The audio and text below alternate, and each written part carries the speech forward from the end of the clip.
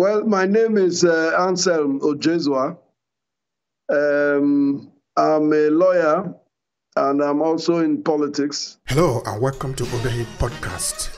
I'm your host, Obehi Ewanfo, and I strongly believe that everyone has a story to share. Now let's get started into this episode.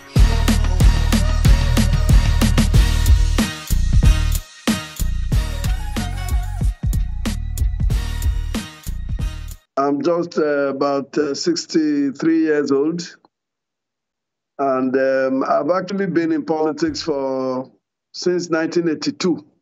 I have held some political positions in the past. I was a commissioner in Edo State government. I served two governments, as a matter of fact, in that regard. I was also chairman of Post-Primary Education Board. And until very recently, I was the state chairman of the All Progressives Congress, APC, in Edo, until we had some internal issues which bifurcated the party.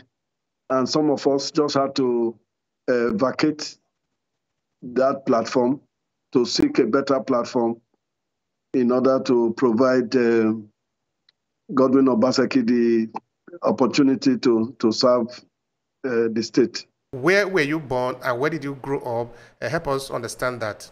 Well, I was actually born in Ibadan.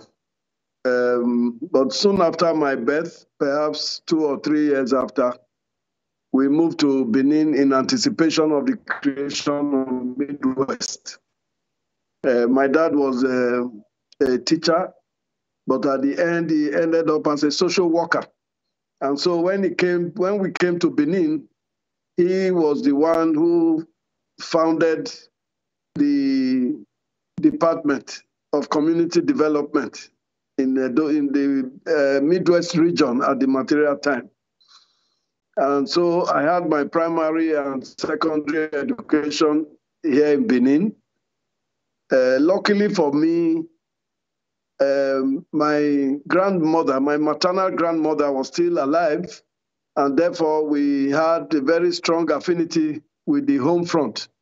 We went to Irwa, where we come from. Virtually all holidays, we go to Irwa very often to see my grandmother, to stay with her. And you know, my mother's brother, Prince Godwin Shaka Momodu, had a very large family, and therefore we were able to easily adapt. And therefore we had a very interesting childhood between Benin and Irwa, where we come from. That's very interesting now. Also because you have served to government, you were there even before what is known as Edo State as it is now is formed, correct, sir? I was in politics before Edo State was formed, yes, but I didn't serve in the government as at that time. The first government I actually served in was the government of Lucky Benedion, and that was in 2002. I started as a special assistant, became a deputy chief of staff, and ended up as a commissioner in that government, commissioner for youth and sports. All right. I want you to take us back a little bit because the younger people in Esan today, in Edo State, let me say in Nigeria, they are interested also in their history. They are interested in somebody telling them how it was in their time, looking at the future. Because now you have seen a group part of the Nigerian history, of Edo history, okay, let's say also Esan history. When you were a youth, what kind of Nigeria did you have? What kind of Nigeria did you see in front of you? Were you thinking that now, in your age, you will see? I mean, at that time, you were still young. Well, in our formative years, which will be in the years between 1954 and 1966, we were used to a political government. At the material time, Tafawa Balewa was prime minister. Nnamdi Azikiwe was president. Back home here in the Midwest region, which encompasses what is now known as Edo State and Delta State. Those were the two states that made up the Midwest region at the time. Chief Dennis Osadebe was premier. And my uncle I referred to earlier on, Prince Godwin Shakamomodu, was Minister for Internal Affairs. Dr. Christopher Okoje was Minister for Works. I remember that,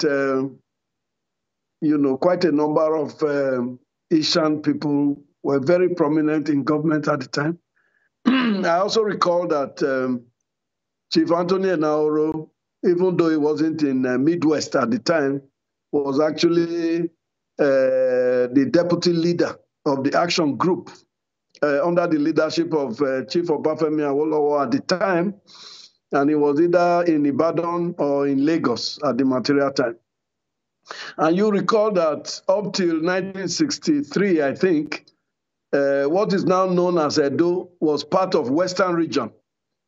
And I think it was by reason of Chief Anthony Enaoro's influence that quite a few developmental efforts also rubbed off on the Esan people, like the road that cuts across from Eho right down to Irua, Uromi, Ubiaja, down the line.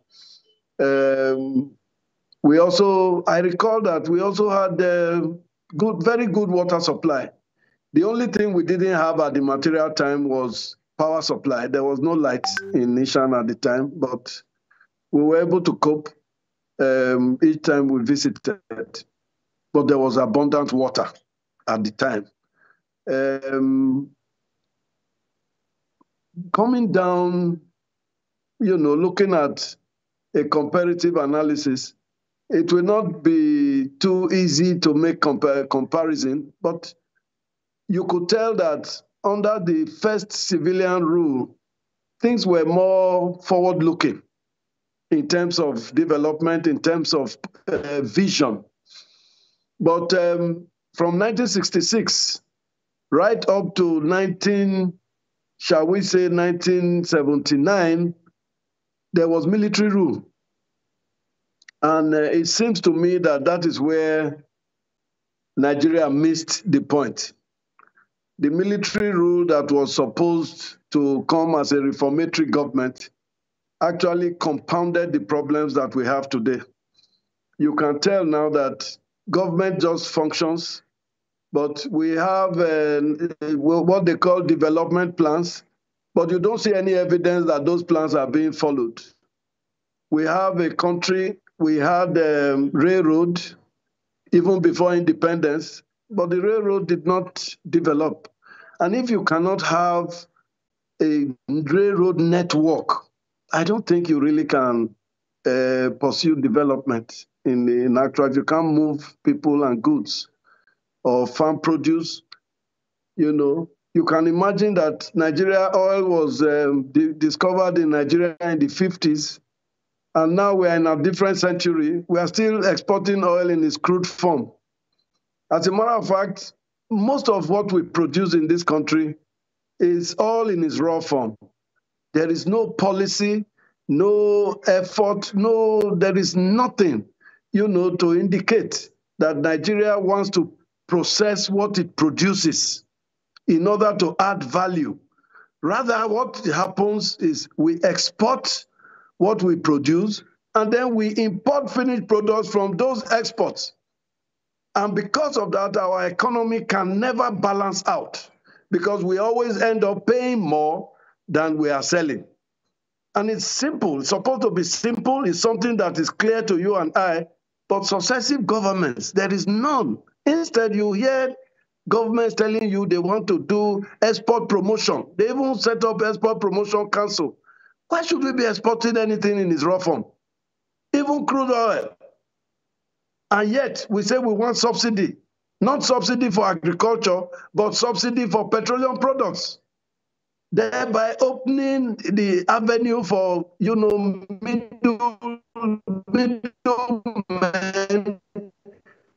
to make money. One of the economy of is devoted to petroleum product, even just petrol.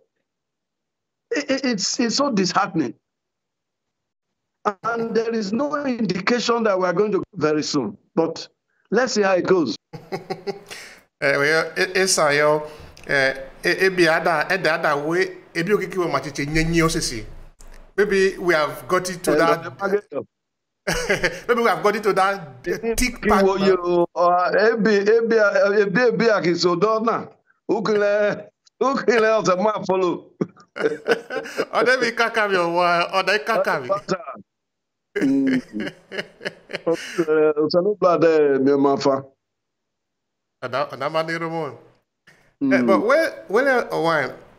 the thing is that the Nigerian people, since of course we are talking about Nigeria just now, before we move to a session of which is Edo State and Esan, the Nigerian people really do not understand why maybe most of these infrastructural development, like you said, were set up but never functioned.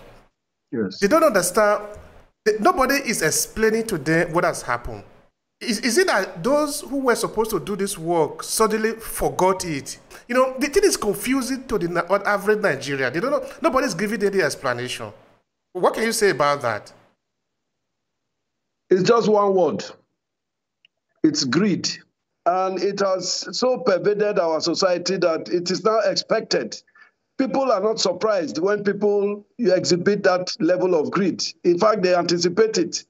What we see these days is that if you occupy an office, some people see it as an inheritance, you know, that it is our turn, you know, and because that is now the expectation, when people exhibit this level of greed and they actually steal so much, nobody is surprised.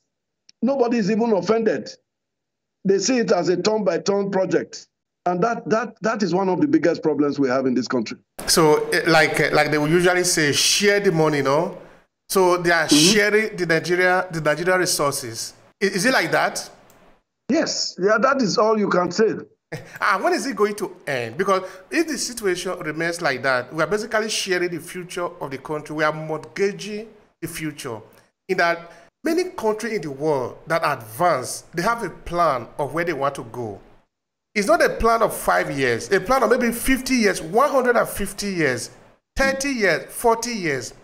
They don't yet see it, but at least they imagine what it's going to be and they continue to work towards it little by little, one step after another. One administration ends, another administration come in and they continue where that one stops. That is how they get there, because nobody does miracle anywhere in the world. Because if in Nigeria we are not doing like that, what is the chance that we will get something out of this experience as Nigeria? Well, you heard when I started, I think my opening, one of my opening statements, I ended it up by saying it probably will start getting better when it gets worse. We, I think, are now at that level where we can safely say that we are in a very bad shape as a country.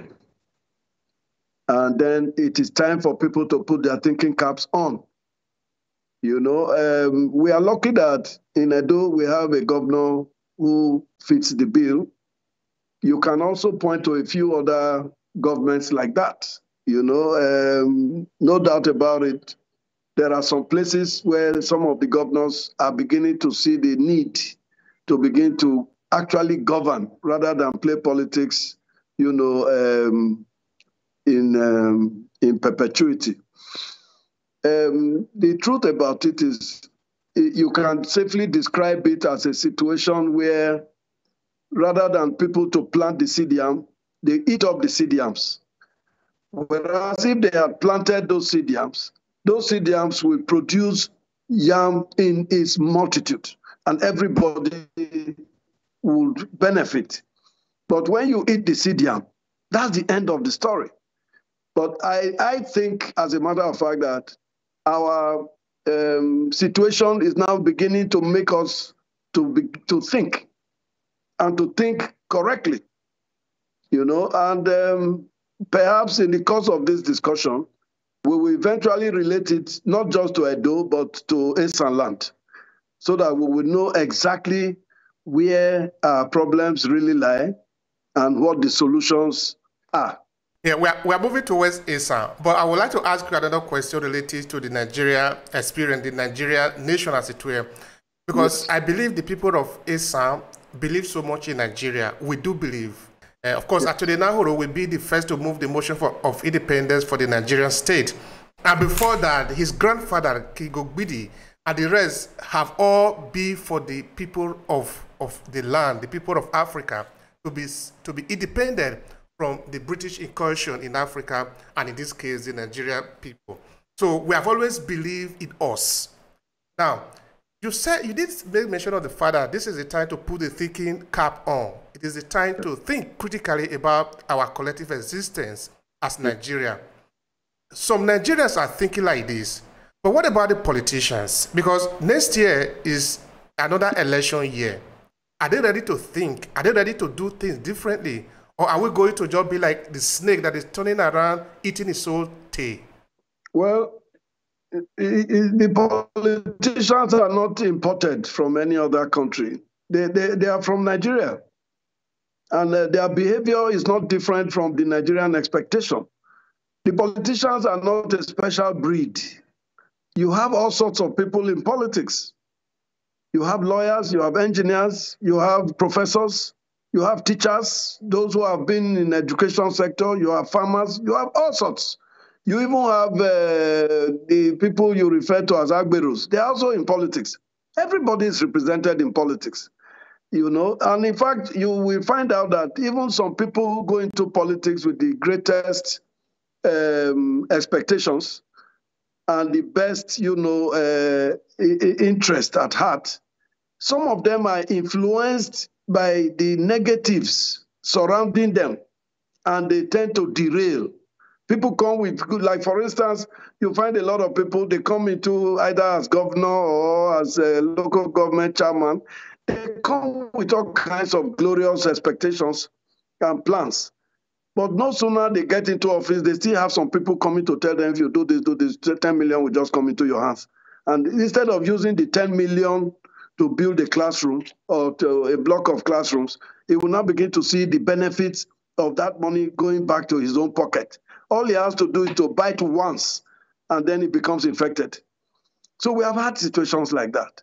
But what they don't know is that those monies that they take deprive even them of their own future, because those monies sooner than later become expired. I have seen a lot of them who have gone under soon after they leave office.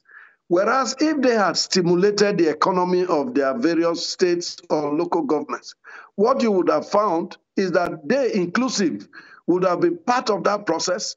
They would have made money legitimately. And even when they leave office, they will continue to make money. Dangote just get up and become a multi-billionaire. No. Dangote started as a small trader like a lot of people. But he got good advice. He followed that advice. He was religious about his this thing. And in the end, he went from trading into manufacturing, into production. You recall that there was a time Nigeria was one of the biggest markets of cement. Today, Nigeria is one of the biggest exporters of cement. Thanks to Dangote. He's not alone in the business, but he's the biggest today. He made Lafarge. He met a few other cement companies. But since he came into cement, he's everywhere. And he has opened up, outlets all over the continent of Africa. And he is smiling to the bank at the end of the day. But he has made his contribution to the economy of this country. That is the sort of thing I think we should look at. Rather than look at the 10% you can get from the sale of crude oil or from the importation of this, people should look at what would Nigeria have been like if Nigeria had at least 10 refineries? If Nigeria had a policy that says we will not export anything in its crude form anymore. Can you imagine how many people will be going to employment? How many factories will be established? And how much? Look at Ukraine now. By reason of the Russian war against Ukraine, the sanctions and everything, you now find European countries are even very reluctant to enforce the sanctions against Russia because they depend on Russia for gas.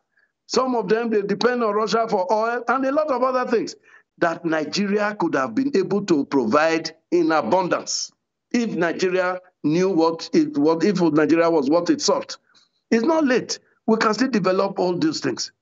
We have abundant gas in this country. It's not being exploited. We have bitumen.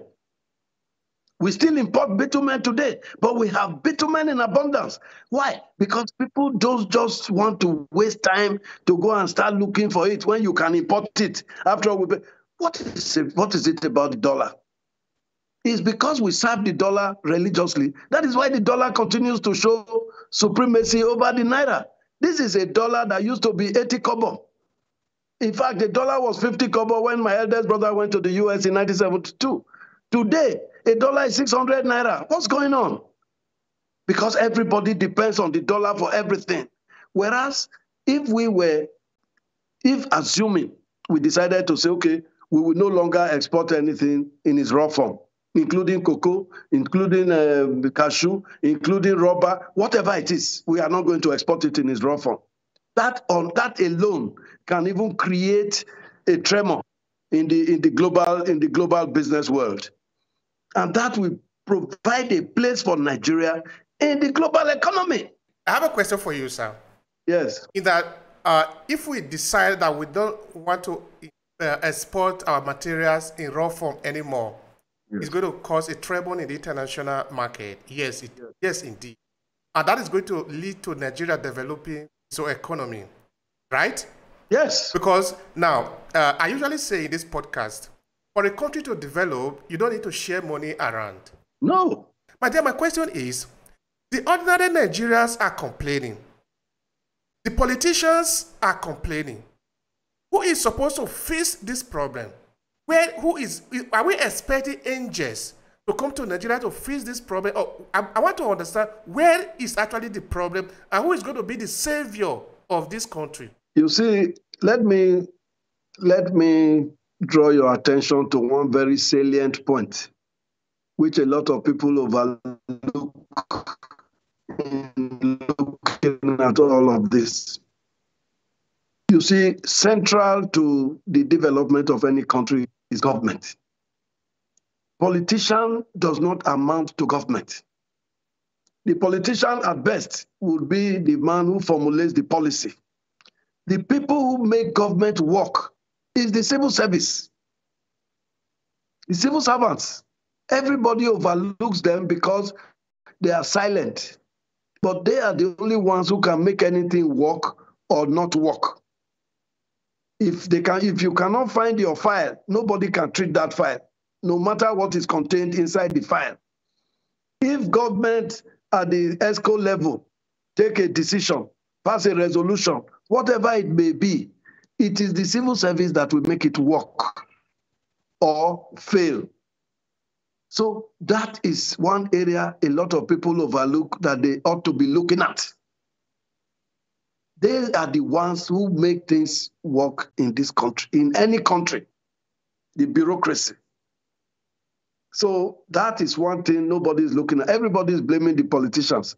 The politicians are also complaining. If you give an instruction and the instruction is not carried out, you are looking for the file, you cannot find the file, how can you get it to function? So everybody just has to be on the same page to get these things to work. But I do know for sure that a country like the United States of America was not built on the back of government. Rather, government was built on the back of the private sector. We have a very robust Nigerian economy in terms of potential. There's hardly any mineral resource, valuable mineral resource that is not in Nigeria today. Nigerians are very industrious and resourceful people. And if only government can help. For instance, you want to do any business in Nigeria, you are required to either get a license or get an approval. If you apply and that approval is not forthcoming, that already is a setback. And it is these people that provide this support. So there just has to be a way of people pushing some of these things. There just has to be a way for us to get these things done. Otherwise, Look, there were times when people set up cocoa processing industries and the rest. What happened to them? A lot of these industries, no protection from government, and a lot of them will fizzle out. But do you know that inside all of this, we still have Nigerians who actually produce things, send them out. They are making money from it. The people they are sending them to, resend them back to Nigeria as either from China or from Bangladesh or one of these places. And then Nigerians, because they love foreign goods, they buy them, not knowing that they were made in Aba. And the Aba trader sends it to this Chinese merchant, who sends it back to Nigeria as a Chinese product. And they buy it. Nigeria is very... The sad story of Nigeria. I watched this on channels. This story I just told you now, I watched on channels. We have graphic evidence of a man who produces boxers. He showed them the labels they sent to him, all kinds of, beautiful labels. They just he makes it, put them in the bundle, sends it to China, and the Chinese man sends it to Lagos as made in China. It's quite confusing sometimes, anyway, I usually say here that it have gotten to a time that we Nigerians start blaming ourselves and stop blaming just the politicians. It's not because the politicians are not responsible for anything. But the point is that we cannot control the politician. We should come to understand that. But we can only control ourselves. And it is also for the fact that it is not actually the politicians in Nigeria that are corrupt. It is the Nigerian people that are corrupt. And this is how. Now, the politicians in Nigeria will be afraid of the Nigerian people if they were not corrupt, for them, politicians to be corrupt. Because it is true that leadership reflects the people that they are leading. It is always the truth in almost all the cases. So if we want to change, if we want Nigeria to change, we, the Nigerian people, are the one to change. So I do accept that it is a responsibility of the Nigerian people to change the situation. Let's look at, for example, election that is coming in 2023. There are other politicians that are moving around. Now, very soon they will be going around with bags of rice. Let's take a look at it. That is a bargain. That is marketing. They are trying to buy and sell their position to power. If I am in Nigeria and you are going to give me a bag of rice, after you give me a bag of rice, or maybe, for example, you supply bags of rice to, say, 1 million Nigeria, that is money. Where are you getting the money from? Are you, Father Christmas, are you not going to recuperate that money? And as a Nigerian, I should ask myself, what is my role in the corruption in Nigeria? It's not only the police. Everybody in Nigeria has a role. But I believe also that at the end of the day, we also have a system, because we are voluntarily part of our power, giving it to the government to run the system. So this is where I think it is not only one way, it is both ways. But because we are talking of the politicians, we are talking of the government, because we don't expect my mother now to fix a Jakarta steel industry. It is not the role of my mother. No. Even though my mother plus the mother of another woman and another mother, they can stand up and say, this must be fixed. If they are serious, it will be fixed. Because if it is not fixed, the governor of that state is going to leave power. If the Nigerian people really stand up one day that Aso Rock must change, Aso Rock must change. Because there is only a number of people that the police, the Nigerian army can kill in Nigeria, and they will be tired. But the Nigerian people have not yet accepted that they need a change. That is that for that. Now, let's look at Bidin, let's look at Esan.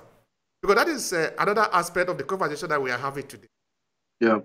What do you want people to know about the representation of Esan people in politics? Because I believe that is particularly important for us as Esan people. I think that Esan people have had a very good experience in politics in this country from the First Republic to date. We have had a very good outing from beginning. You heard we referred to people like Chief Anthony Naoro, who moved the motion for the independence of Nigeria. We have had people, Shaka Momodu, Prince Alberto Koje, Dr. Christopher Koje, B.I.G. Ewa, name it. We have had so many prominent Ishan people playing prominent roles. Recently, we had the late Chief Tony Aneni. So we have had very, very many prominent Ishan men who have stood up to be counted, and they were actually counted as this has portrayed the Ishan people as very resourceful, very intelligent, highly educated, and so on and so forth. The problem we have as a people stems from home. Our economy is poor, very, very poor. And because our economy is poor, a lot of Ishan people have had to migrate from Ishan to places like Benin, Lagos, Abuja, Port Harcourt, wherever to what they call greener pastures. And they have now left our population deficient. This has affected our politics as well. We are now known as a miserable minority because our population has depleted by reason of the economy. But if we have this prominent individual coming from Esanland, does this role reflect in the life of Esan people? Well, unfortunately not. What Chief Enaoro did was not for Esan people, it was done for Nigerians as a whole. But it is notable that it was an Ishan man who thought it fit to do so at the material time. There are others who have introduced things that have impacted positively. I give you an example. Professor Ambrose Ali, he established the university. It is because of Ambrose Ali University that Esan West is now the most populous local government in Esanland. It was not always like that. But because of just one institution, it has made all the difference. And that university has impacted the entire Esanland. Every part of Esan has a stake in that university. I give you another example. The Irwa Specialist Teaching Hospital was established with the influence of Admiral Augustus Aikomu. At the material time, there were people who were saying, is it hospital we bring when others are bringing factory? But today, that hospital is known as one of the foremost viral centers in this country. It has employed thousands of people. And again, because of that hospital, where it is located has become the most populous part of Esan Central Local Government. So just imagine if we had one item like that in every part of Esan land. At least that would have had an effect, a positive effect on our economy. It would have attracted people, not just Esan people, but people from all walks of life. They would have had to come there to take advantage of those opportunities. And you see, that's why I said Esanland is rich in agricultural produce. So what I would have loved to see is across board, you have processing plants for various agricultural produce. People will work there. They will produce things. People will market them. People will move them. All these things amount to employment. And this is what we bring people, not just Esan people, people from Igbo land, people from Yoruba land, they will come. Because that's where it's happening. It has to be that way. If we don't do it that way, we will diminish to a point of extinction. That is not going to be acceptable. So it's not good about it. Yeah. All right. Now, looking at the people Esanland, you did make mention of agriculture. I do remember there was something called Casavita project that was introduced in Uromi that time, no? Yes. Because now you made mention of Abrusali, the Abrusali University, no? And this is a good thing for the whole of course, not only for the whole of Esan, but for the whole of the country, because Abrosale University is not serving only the students from Edo State, from Esan, it's serving the entire country. And like you said, if some of these projects, I'm not denying the fact that, okay, the federal government have brought a technology school to Urum, you know, but we are talking of, compared to how much contribution the Esan people have made, looking at the pressing need that they have at this time, we need more. We need more to be able to, so that the people can stay at home. But not even started talking of, for example, the problem of security. Why are Esan people not able to enter into their land now because somebody is going to kill them inside the land and things like that? So the people are worried. The people are feel that somebody need to take care of some of these primary needs, like able to have a place to be able to do their businesses. So these are some of the concerns I think the people of Esan are worried about at the moment. Do some of these concerns get to your table? And what do you intend to do with them, if any, come to your table? Oh, these things don't have to come to my table. I feel it. I'm part of it. I'm worried. I go to Esan every week, and I have to face the road from Benin to Esan. And it's either we are afraid of kidnappers or we are wary of the road condition. I am as concerned as everybody else because I am affected by it. I am also a potential victim. I travel all the time to Esan. And our people, every day we hear reports. So they don't need to tell me, I'm already aware. What is our problem? Our problem is that the framework that has been created for Nigeria makes it impossible for us to take our own security into our own hands. We have to depend on police that is being controlled from Abuja. Even the governor of the state has no control over the police. He is only required to make contribution to them. They will use those resources in accordance with their whims and caprices. That is the way Nigeria is structured. And it's unacceptable.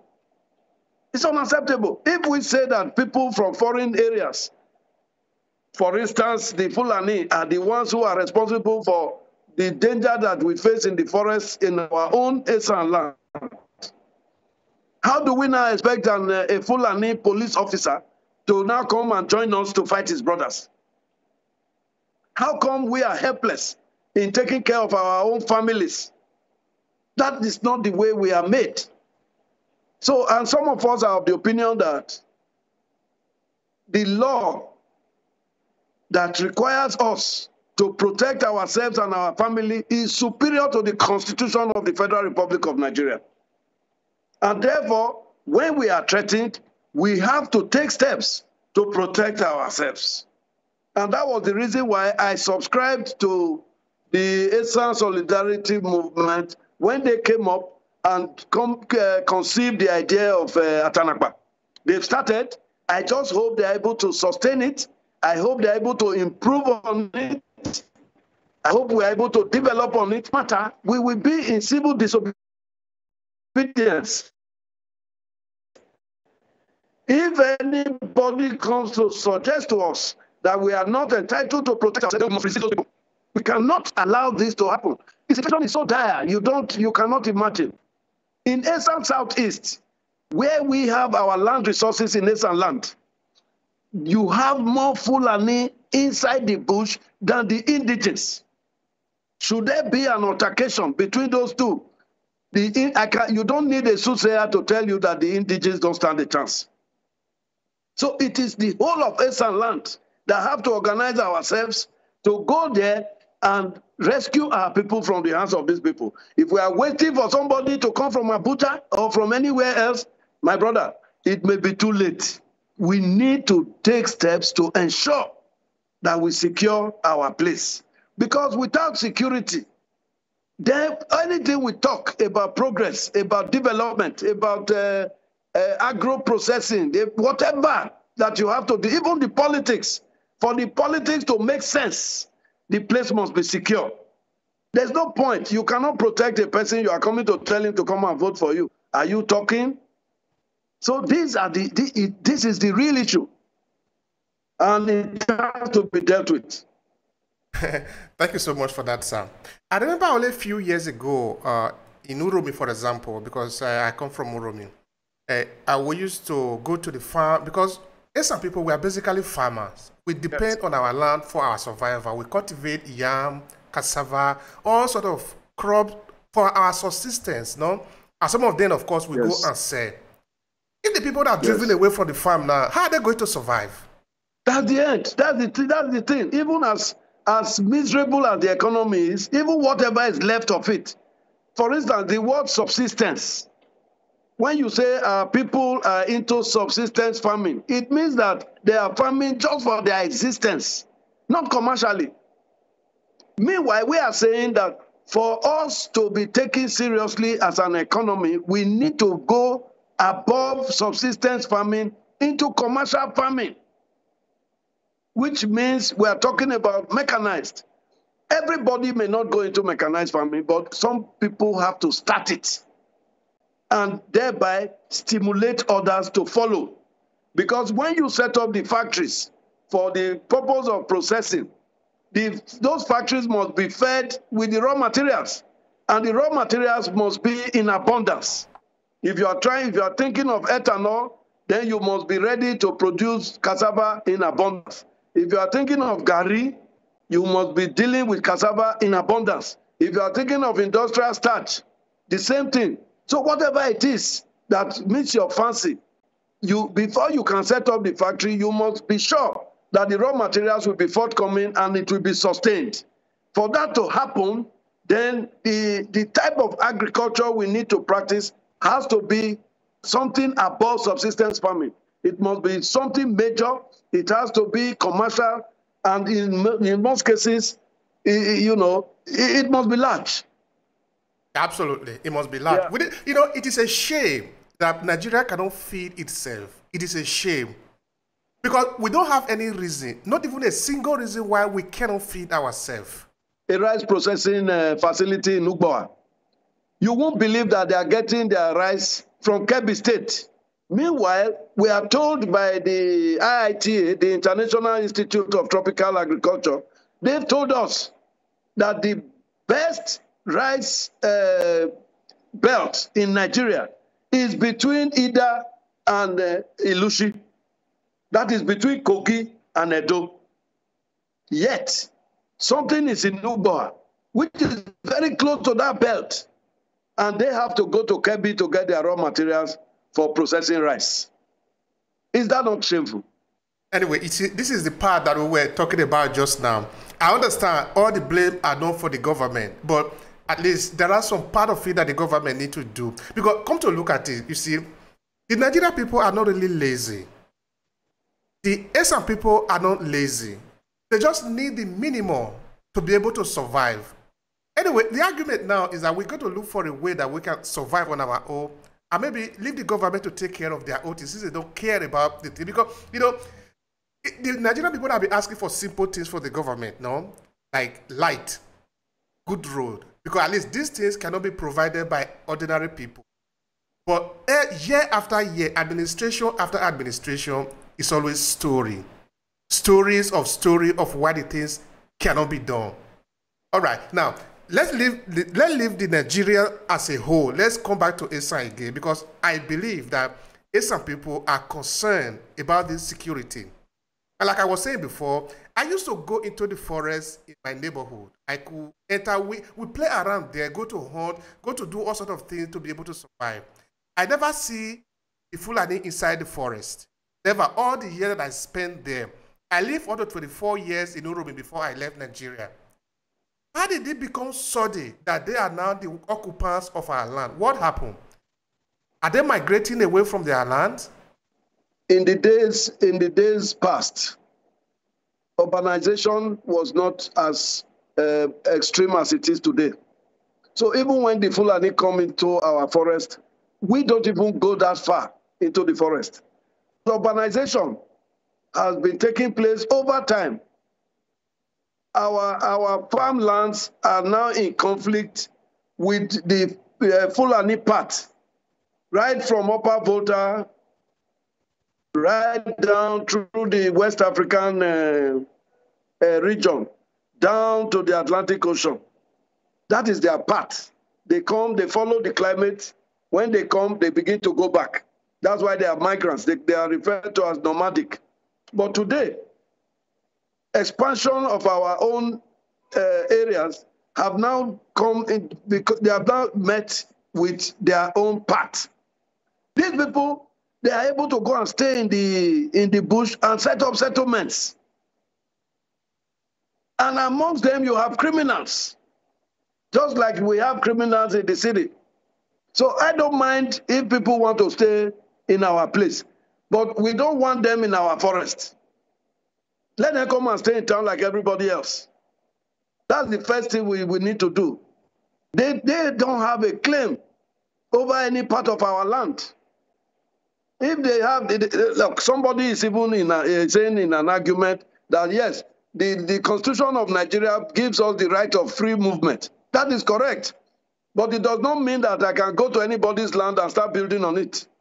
If I need somebody's land, I have to negotiate with him, I have to pay for it, and I have to maintain to the limit of what I have acquired. But that you can just come and settle, I don't agree.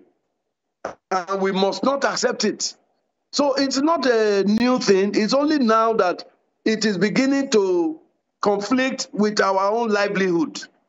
Our previous farmlands are now places where people live. And when people now move into those places as residents, they must of necessity move inwards into the forest. Now, sir, in a situation like this, if we look back in our history, we see that the people have always organized a way to protect themselves. You know, it's like you say now, somebody is missing in the village. Everybody don't just go and sleep and say, okay, it's missing. No, the community organize themselves and go find what has happened. Are we really helpless? I mean, are the Esan people helpless in front of this situation where they are losing their land they cannot even enter into their own forest anymore? Are we really helpless? At the moment, we are helpless because we don't have the wherewithal to protect ourselves. These people are armed. We are not. And even those of us who have a few arms, these arms are inferior to what they have. So we need to look inwards to organize. They are not better organized than we are. They are not better placed than we are.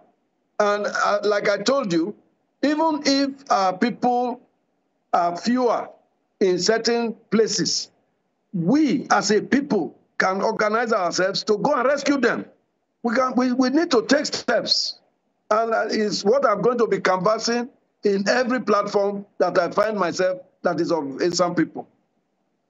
And like I said, some of the steps I believe we need to take are not steps that can be discussed, publicly. All right, that's fair enough, Sam. Another thing I would like to ask you, it has to do with Nigeria, and of course, have to do with this particular issue, which is local policing. Because if in many other countries in the world, in the country where I am, for example, there are more than 2-3 tiers of policing, Either you have the federal policing, you have the regional policing, then you have the local policing. Because it is the local people that really know what is happening in the land. They know the forest, they know the territory, they know it everywhere. Not just the forest, but they also know the language. They know the linguistic of how to communicate with you, of how to decode what you are saying, the environment. You cannot, for example, I live in Verona, which is in the northern part of Italy. Okay, there are some police that are coming from Rome and other that are brought in to serve here. But they are working with the local police. There are a section of the local police, only the local people are actually there. Because you cannot just leave your defense out like that. I am sure that this is how it is done in many other areas. Why is it impossible for Nigeria to have regional and local policing? Have this argument even been brought up? What are the rationale behind why it is not possible? You have said it all. I am in total agreement with you. I do not, that is what restructuring, one of those things that restructuring is about. Why would we not be able to set up our own police to police our communities?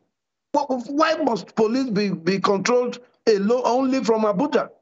So somebody is arrested in Esan, and then somebody by telephone call orders the release of that person. That one it kills motivation. So I am in total agreement with you. And it's something that we're going to have to continue to canvass and agitate for until we get it. In the meantime, I am happy that in Edo State, there is something they call the vigilante, which has now been brought to a level of organization that has made it possible for them to begin to contribute to the security of our space. And in the very short time that they have been here, you can see the impact of their participation. So I believe that if they were even part of a force with the kind of training that they ought to be trained as a police force, they will even do better. So I am in total agreement with you, and I will continue to agitate until that is put in place. Now, another thing I would like you to speak to is the opportunity. Which opportunity are really there for Esan people so that they can sort of organize themselves together? Because now we are looking for a common interest. I want to quote our late brother, Anthony Aneni. He did say that in politics, there is no permanent friend, but there is a permanent interest. By this, I want us to understand this, that the permanent interest here is our interest as a people. Of course, this interest doesn't necessarily mean that it is anti-other people, but nobody is coming to defend us. We are the only one that can defend ourselves. And of course, this one means that everything that we are doing in terms of in terms of our representation in the politics, in terms of our proposing law, policy that can save us, that can help us, we need to stand in unity to be able to survive. But if we are divided, we cannot win. There is no way we can win. I want you to speak to this opportunity that we have as a people to work together for our interests as Esan people of Edo State. Okay, my view is slightly different from the popular view of most of our brothers and sisters. A lot of them believe that for us to make a headway, we have to be united politically. We must be united in politics. But politics by its very nature does not encourage unity because it is all about contestation. People holding their views, and they're entitled to it. But one thing I believe we can be united on is the economy of our place. The economy of Esanland means robust. Then everybody who is into politics will be in a position to play that politics within a robust environment. It will be an environment that is proactive, an environment that, everybody looks up to. But as of today, we are depleting in numbers, and that does not help our politics. But if our economy is better, if we have structures in place to promote employment, structures in place to promote business, to promote productivity and development, all these things will provide the basis for, even a more robust political environment. So that is the way I see it. I think that our unity has to be tied to the economic development of Esanland rather than political unity. Political unity is not attainable, is not achievable, it is not practicable. People will continue to have different opinions and views. They will continue to have different platforms upon which to rest. And in any case, it is not even safe for everybody to to go and find themselves into one platform to the exclusion of others. What if the other platform is the one that is now more viable across the state? I know that what a lot of people are yearning for is to have an Esan governor at least for once. Yes, that is a possibility. It is a practical expectation, but it is not the Esan people that will make an Esan governor. The Beninese, they have superior numbers in terms of population, in terms of landmass, but yet, when they are looking for governor, they reach out to everybody. They don't just sit down and say, we have majority, let's just use our majority, and then we'll become governor. If you want to be anything, you have to reach out. It is those other senatorial districts that will make it possible for an Esan man to become governor. Anything outside that, you can forget about it. So we can sit down at home and keep screaming about Esan agenda, Esan agenda. If you don't take steps to get other people to encourage you, to promote you, to support you, you are just making that, it's like a pipe dream. So we have to wake up. All right, thank you so much for that, sir. But that is something I would really like you to speak more to, no? For the fact of having Esan interest doesn't necessarily mean we must have one political party in Esan. Is that we must be able to identify what is our interest, but we can still vote for other people. You know, I think politics is a question of strategy. At the end of the day, we are going to make count and balance. We are going to ask ourselves a lot of questions. At the end of the day, we are going to vote strategically in a way that it represents our interests. Yes. And this interest doesn't necessarily mean that all of us now are going to become PDP. That is not what it means. Okay, if we were talking of the Uromi people, I would say, okay, all the Uromi people can meet under the auspices of the traditional ruler of Uromi, because at least there, all of us are one. You get it now? For the interest of how maybe to extend Mission Road, for example, or how to develop the Uromi main market now. Because at least everybody, as long as you are in Uromi, that affects you. It doesn't matter whether you vote for PDP or AC or NPP or whatever party you vote for. So this is the interest I'm talking about. So if we identify our common interests, at the end of the day, when the vote is called, when the other people come to negotiate with us, even when it comes to where we are going to probably have Esan as a governor of Edo State, which I believe is right, it's a question of identifying the interest and looking for a way to make sure that it materializes. It does not have to be that we must have one political party in the state. I don't know if that makes any sense. It makes a lot of sense. You have said it. That's exactly what, in a nutshell, that's exactly what I'm saying. Thank you so much, Sam. Looking at this, what do you think is the major challenge that the Esan people face in realizing that which can become maybe a common objective of the Esan people, even though we might not become one party? At the moment, we don't have an economic agenda. At this point, I think I need to just draw an example of what I would have loved to see.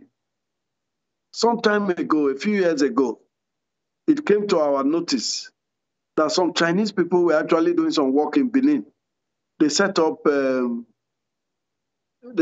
ceramic plant, a ceramic industry to produce ceramic tiles and allied products. When they were coming, they didn't tell anybody. They didn't go to government. They didn't ask government to give them land. We just heard that they were there. And so they were there before government got to know that they were there. They went to the place. They identified it as their choice location. They negotiated with the community, acquired the land, and they built their factories, and they are in production. Today, that place is a cluster of not 10 companies producing ceramics, producing glass, producing iron doors, producing steel rods. They produce all sorts of things. What stops a group of Esan people from identifying a place in Esan and setting up a cluster that is common to all of them? You can tell now that if you want to do any industry or factory, you face serious problem with power. But if there are 10 of you, 20 of you, 40 of you, all subscribing to one source of power, all of you will share the cost. Ditto for water supply, ditto for all kinds. There are so many things. And there are places in Esan that are of, comparative advantage, that will fit the bill. To use the word industrial park, but at least we can have a cluster to start with. And if that works, then we can begin to do it and replicate it in various parts of Esan. And before you know it, take Israel. Israel is a tiny country with a very small population.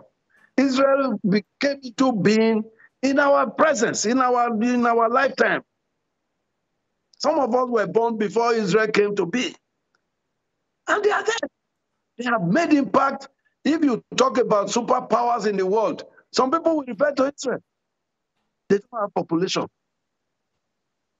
But they have determination, they have intelligence, they are resourceful, and they get things done. They don't dream.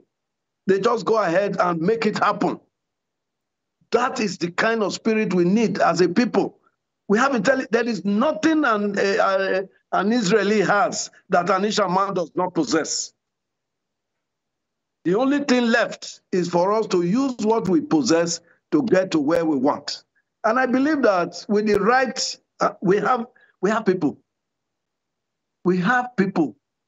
I was talking with a friend of mine recently, Michael Sime.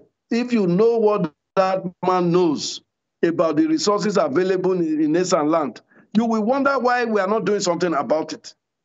And I've told him several times, I said, look, call 20, 50 people. Contact them. You put up a plan. Contact them, let them invest in it. Forget about government. We have a railroad running from Lokoja to Warri. It passes through Esan. So if whatever we produce, we can take to Warri and from there to Lagos and out of the country. If we are exporting, but finished product, not raw materials.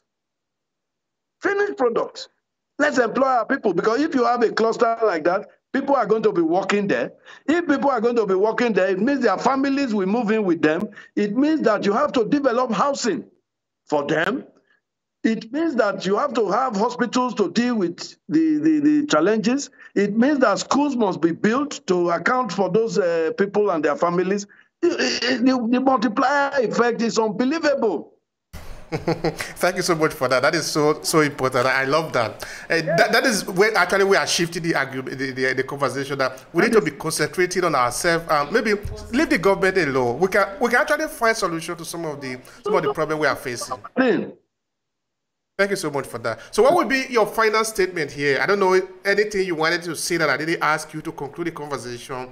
Please use this moment to go ahead and conclude it. The truth about it is that if we address these issues and we even start it, I honestly believe, you see, and when I say this, I don't say it to flatter anybody.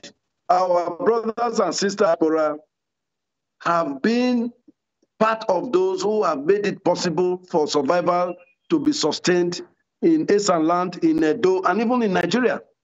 If Nigeria had depended only on the economy of government, Nigeria would have gone under by now. We have an informal economy that is even bigger than the government economy. And that is the reason why we are still standing. I would want to appeal to our brothers and sisters in diaspora. Let us have a more organized approach to the contributions we are making. Let it be contributions that will go to the economy of Esanland.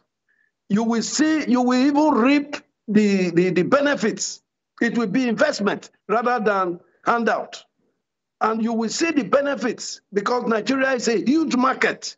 I don't know why people keep talking about export. There is nothing. Nigeria is a market by itself. Europe sees Nigeria as one of their biggest markets. Why will Nigeria not see Nigeria as a market? Why will the Esan man not see Nigeria as a market? Why can't we produce and let the Igbo men market? And we are contiguous. Uromi is not far from Onitsha. So if we produce, we can call the Igbo people, oh yeah, come and buy, you go and market it. Because they have a network of markets all over Nigeria. All we have to do is produce. Either we are producing food, there is nothing we cannot produce if we put our hands to it. And I think this is where all of us have to collaborate. Those of us at home, those of you in diaspora, let us even set up a small committee. Let them look at the possibilities and then let them work it out. We have people all over. We have architects, we have engineers. There is nothing we don't have in Esan. No part of the sectors that we are not represented. And I believe that there are people who will devote their time to make this work because they have the passion. Let's make it work. But let's stop talking and begin to act. Thank you so much for that. But sorry, there's something that I forgot before you go, though. It's about the Casavita project in Uromi. I don't know if you have anything to say about that, because the people in the diaspora, the Esan people in the diaspora, they don't yet understand what happened to that project, because that was supposed to employ a lot of people in Uromi, in Esan. Please go. The Casavita project, incidentally, was a project that was conceived by the Lucky Gbenedion administration. It was one of those projects that they had conceived, that they will establish, privatize it, just to stimulate what I have been talking about. They did something in Auchi about this, what do you call it now, for processing fertilizer. There's a fertilizer plant in Auchi. Then it was Casavita in Benin and in Esan at Uromi. And I think there was another project somewhere else. Eho, the fruit juice factory in Eho. These were the government conceived, established that they would privatize it because government cannot run business. Government has not been known to successfully run business, but they can set it up to stimulate. They set up the Casavita plant. We have since then had an unending process of privatization. That is what Casavita has suffered from. Up till now, the state government cannot conclude on the process of privatization. People have bidded for it, and I know that minimum, that process has taken place twice. Some group of people will succeed, government will not close on it. Some people will succeed, government will not close. And the thing is there now, it's obsolete. In my opinion, I don't think there's much value there anymore beyond the land that it's sitting on. It will not attract anything reasonable. But if 2 or 3 Esan people had sat down to say, well, if this government doesn't, let us set up our own. What stops them from setting it up? What stops them from going to the communities to get the land, acquire it, pay for it, pay compensation where necessary, set it up, make it work, and employ people and produce cassava? Why must it be government? Then if government wants to do whatever they like with the Casavita, that's up to them. It's time for us to begin to look beyond what government is doing and look at what we can do and even do better. And I believe it, honestly, that we can do far, far better than government. Thank you so much, sir. Anselm Ojezua. Thank you so much, sir. I really appreciate it. If you enjoy this podcast, make sure you subscribe so you never miss any of our future episodes. Rate and review Obehi Podcast and share with your friends who might need it. I remain Obehi Ewafo. Thank you so much for listening, and talk to you in the next episode.